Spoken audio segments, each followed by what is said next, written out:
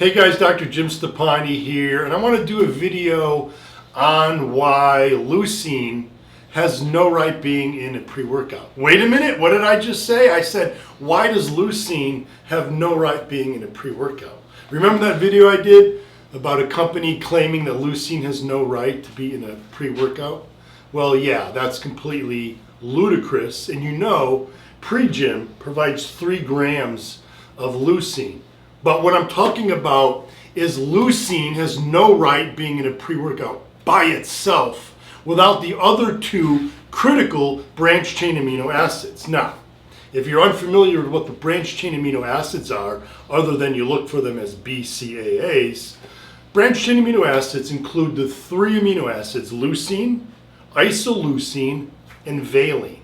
Now, those 3 work together. They have a synergy.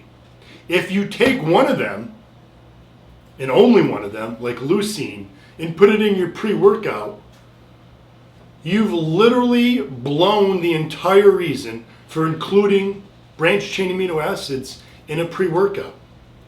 Branched chain amino acids, leucine in particular, can be very anabolic, but only at the proper time. Post-workout is when you want to focus on the anabolic properties of leucine. Pre-workout, leucine is not even used for muscle protein synthesis or muscle growth. It's not even used. Branched chains are used as an energy source when you take them before a workout, not to build muscle. Branched chain amino acids in pre-gym, which includes BCAAs, the leucine, isoleucine, and valine, work to provide the muscles a direct energy source.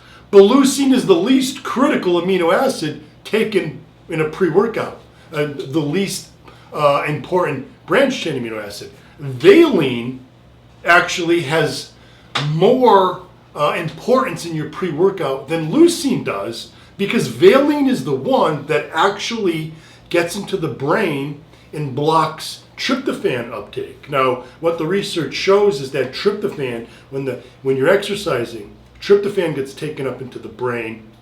That gets converted into serotonin. Now, we know serotonin is a feel-good hormone, but during exercise, serotonin actually causes you to be fatigued. You feel kind of sluggish and, let down. The valine in the branched chain amino acids blocks tryptophan uptake, so that you get less serotonin, which keeps you from getting fatigued during your workout. And the isoleucine as well is also very critical as energy and helps the body use fat as an energy source.